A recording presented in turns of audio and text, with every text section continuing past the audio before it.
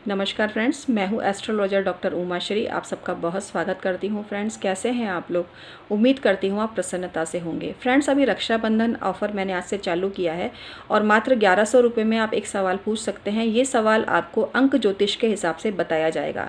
ये बिल्कुल ही प्रेडिक्शन का अलग तरीका है। इसमें कुछ खास नंबर्स और कुछ खास उपाय आपको बताए जाएंगे जो भारतीय ज्योतिष परंपरा से बिल्कुल ही अलग हैं। न्यूमरोलॉजी के जो उपाय होते हैं ये अलग होते हैं और इसके अलावा लाल किताब के उपाय होते हैं वो भी अलग होते हैं। आपको पता ही है कि लाल किताब के नाम पे लोग आपसे कितना कितना लूट रहे थे और उनके प्रेडिक्शंस भी सही नहीं बैठते थे। मेरे पास बहुत से कंप्लेन उन एस्ट्रोलॉजर्स की आई थी, लेकिन मैंने वो कमेंट डिलीट कर दिए क्योंकि मैं नहीं चाहती कि मैं किसी को बदनाम करूं, क्योंकि ऑलरेडी कोई उनको बदनाम कर रहा है तो मैं उससे भी सहमत नहीं हूं। क्योंकि जब आप किसी भी एस्ट्रोलॉजर के पास जाते हो तो उसकी श्रद्धा जरूर रखें और एक एस्ट्रोलॉजर की दूसरे से कभी बुराई ना करें अगर सही में वो एस्ट्रोलॉजर है तो। फ्रॉड और फर्जी है तो एक अलग बात है, क्योंकि जो लोग अपने प्रोफेशन को लेकर बहुत इनसिक्योर होते हैं वही दूसरों की बुराई करते हैं। यहाँ पर मैं किसी भी सभ्य और अच्छे ज्योतिषी की निंदा कभी नहीं करती हूँ। मैं पूर्ण रूप से उनको प्रणाम करती हूँ और सम्मान करती हूँ और किसी भी तरह के हीनता का या कंपटीशन का भाव मेरे मन में नहीं है। लेकिन जो लोग ज्योतिष के क्षेत्र में जिसको बोलते हैं कि मजमेबाजी मचा रहे हैं, फ्रॉड बातें फैला रहे हैं, सिर्फ मैं उनकी निंदा करती हूँ, बाकी मैं सबका सम्मान करती हूँ। आज के वीडियो में मैं आपको बताने जा रही हूँ डोनेशन, चंदा या आपके बर्थडे पे आपको किस तरह से दान करना चाहिए, वेडिंग एनिवर्सरी पर किस तरह से दान करना चाहिए। एक समय ऐसा था जब लोग घर घर जाके चंदा मांगते थे, पर्चियाँ लेके घूमते थे, डोनेशन लेते थे। आजकल मैं देख रही हूँ यूट्यूब पर भी ये काम बहुत बखूबी हो रहा है। खैर, करें कोई भी अपना काम, अगर डोनेशन लेके समाज का भला करते हैं लोग तो उसमें कोई बुराई नहीं है। लेकिन यहाँ मैं कुछ और ही बात कर रही हूँ आपसे। कुछ लोग अपने पितरों के नाम पे, अपने मृतक परिजनों के नाम पे, उनके पुण्यतिथि के नाम पर डोनेशन देते हैं। तो मैं आपको एक चीज़ बता दूँ, भले ही आप दीजिए डोनेशन, लेकिन आपको अपने पितरों के लिए अगर एक दिन का टाइम भी नहीं है तो आपके पितर आप पर कभी प्रसन्न नहीं होंगे। पैसा फेंक कर सारे काम नहीं होते। आप ये मत सोचिए कि आपने पैसा दे दिया किसी के हाथ में और उसने आपके द्वारा दिए गए पैसे से लोगों को खाना खिला दिया तो वो पुण्य आपको लगेगा। आपको 10% लगेगा उसका पुण्य, 90% उस इंसान को लगेगा जो अपने हाथ से बनाकर खिला रहा है, क्योंकि सारा परिश्रम, सारी मेहनत वही कर रहा है। तो इसके लिए बेहतर तो यही होता कि आप स्वयं उस समय वहाँ मौजूद रहते, आप पैसे की जगह उनको खाद्य सामग्री वितरित करते। क्योंकि ये जो दान है ये उस सामग्री और खाने का दान नहीं कहलाएगा, ये पैसे का दान है। आपने साक्षात माँ लक्ष्मी को दान कर दिया और ये आपकी समस्या का बहुत बड़ा कारण भविष्य में बन सकता है। तो पैसे लुटाना आजकल एक फ़ैशन बन गया है और पैसे मांगना भी एक फ़ैशन बन गया है। तो इस चीज़ को थोड़ा समझने की ज़रूरत है। अगर बहुत से गरीबों को खाना खिलाने के लिए कोई पैसे मांगता है तो आपको पैसे की जगह खाद्य सामग्री देनी चाहिए, उनको मशीनरी देनी चाहिए, रसोई का सामान देना चाहिए, तो आपको ज़्यादा पुण्य लगेगा। और थोड़ी उपस्थिति भी वहाँ पर दें। जो चीज़ बांटी जा रही है उसमें आपका हाथ लगना ज़रूरी है। वो जिसके हाथ से लग के डिस्ट्रीब्यूट होएगा, भले ही बनाया किसी और ने, लेकिन जो डिस्ट्रीब्यूट कर रहा है, जिसके हाथ लग रहे हैं, ये पुण्य भी 90% उसी इंसान को जाएगा। तो इस चीज़ को थोड़ा समझने की ज़रूरत है। और इसमें मैं आपको एक यही चीज़ बोलूँगी कि पैसों का जो दान है स्पेशली शुक्रवार को बिल्कुल भी नहीं करना चाहिए।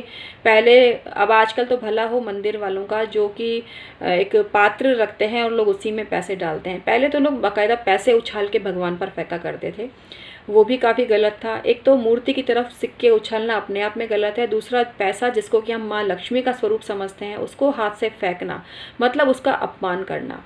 तो कभी भी फेंक कर पैसे नहीं चढ़ाने चाहिए भगवान की मूर्ति के समक्ष। हमेशा जो पात्र रखा होता है उसी में देने चाहिए।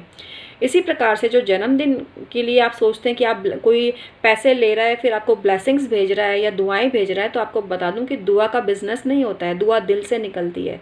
दुआ किसकी निकलेगी? जिसको आपने पैसा दिया है उसके दिल की दुआ आपको लगेगी, या जिसने आपके द्वारा दिए गए पैसे से भोजन और वस्त्र को पाया है। तो भोजन और वस्त्र पाकर उस इंसान ने दुआ दी, उसने तो आपको देखा ही नहीं है, उसने तो उन लोगों को देखा है जो उन्हें बांट रहा है।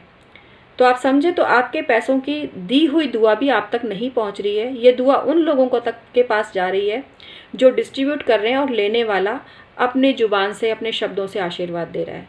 तो दुआ के इस कारोबार को थोड़ा सोच समझ के कीजिए, क्योंकि मेरा निवेदन यहाँ पर यही है कि आपकी फिजिकल जो अपीयरेंस है, मौजूदगी है, वो मायने रखती है। आपने किसी को भी कोई चीज़ दी है, जैसे किसी बच्चे के जन्मदिन पर या बड़ों की वेडिंग एनिवर्सरी पर, तो कोई भी सामग्री है आप उसको हाथ लगवा के आप भिजवाएं, तभी वो मान्य होती है और तभी उसका पुण्य भी आपको लगता है। तो इस चीज़ को बहुत समझने की ज़रूरत है। और आजकल मांगने वालों की भी कमी नहीं है और देने वालों की भी कमी नहीं है, बहुत दातार हो गए हैं लोग। देवें, ये बहुत अच्छी बात है, लोगों की हेल्प में, मेरी बात को नेगेटिव मत लेना आप। मैं लोगों की हेल्प करने की पक्षधर हूँ और आप लोग बहुत अच्छा काम कर रहे हैं जो गरीबों की हेल्प करते हैं। लेकिन जो लोग इसमें सहभागिता करते हैं, फाइनेंशियली पैसे देते हैं, उनको भी ज़रूर बुलाना चाहिए और बजाय पैसे लेने के उनसे सामग्री ले लेनी चाहिए कि कितने बोरी गेहूँ चाहिए, आटा चाहिए, चावल दाल चाहिए, सब्जियां चाहिए। उसके लिए डायरेक्टली उनसे पैसे उसी जगह पर भिजवाने की चेष्टा करनी चाहिए।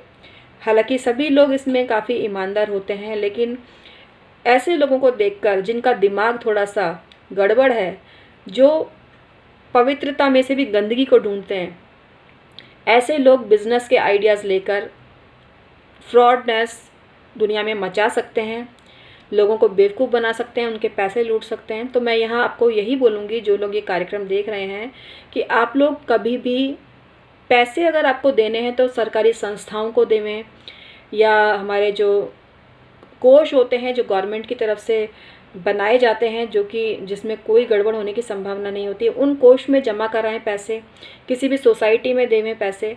बाकी डायरेक्टली आप ऐसे पैसे, बहुत से लोग मैंने देखा है कि पैसे मांगने लग गए हैं, बाकायदा खुलकर पैसे मांगते हैं।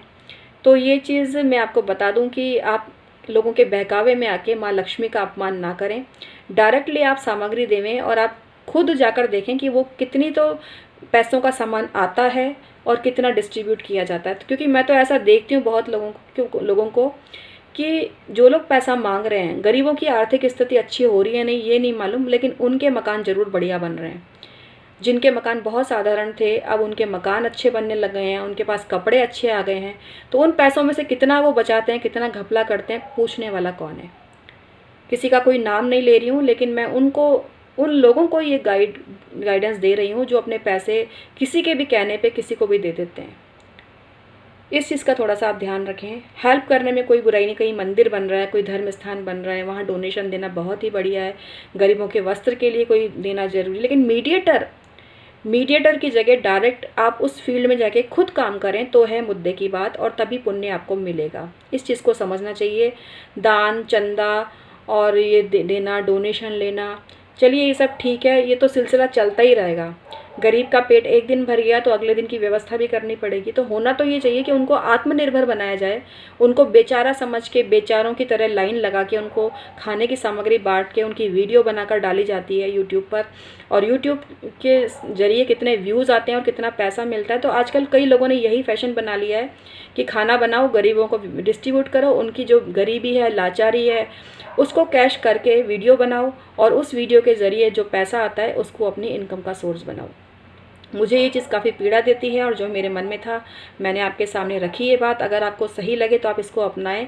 मेरा निवेदन यही है कि डायरेक्ट खाद्य सामग्री या जो इक्विपमेंट हैं उनका दान देवें बजाय पैसे का दान देने के, क्योंकि पैसे से इंसान कितने खर्च करेगा, कितने दबाएगा, आप कुछ नहीं कर सकते इसका। और शब्दों के माध्यम से मनमोहने वाले लोग भीतर से कितने सच्चे हैं इसकी कोई गारंटी नहीं है। आज के ज़माने में कोई गारंटी नहीं है। मीठा बोल के भी लोग चूना लगाते हैं। इस चीज़ से आपको समझना चाहिए। पैसा बड़ी अच्छी चीज़ तो है, लेकिन बड़ी ख़राब भी चीज़ है। ये किसी का भी ईमान डगमगाने पर मजबूर कर देती है।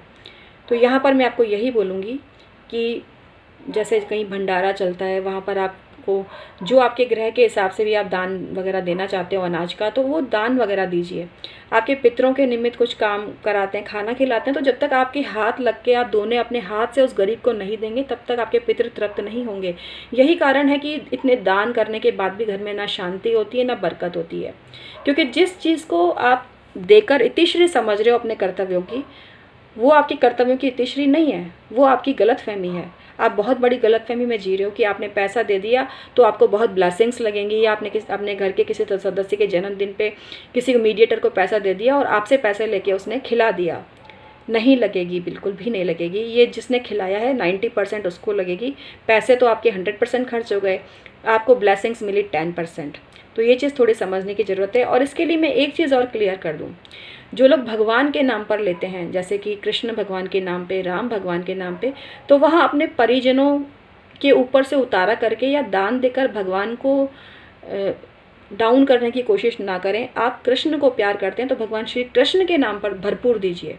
जो भगवान श्री कृष्ण के लिए काम कर रहे हैं, अच्छा काम कर रहे हैं, उनकी भक्ति कर रहे हैं, उनके मंदिर के लिए और उनके द्वारा कुछ गरीबों में वितरित किया जाता है, तो भगवान कृष्ण के मंदिर में, क्योंकि तेरा तुझको अर्पण क्या लगे मेरा, भगवान कृष्ण ने हमको सब कुछ दिया है, भगवान श्री राम ने हमको सब कुछ दिया है, हम कौन होते हैं उनको देने वाले।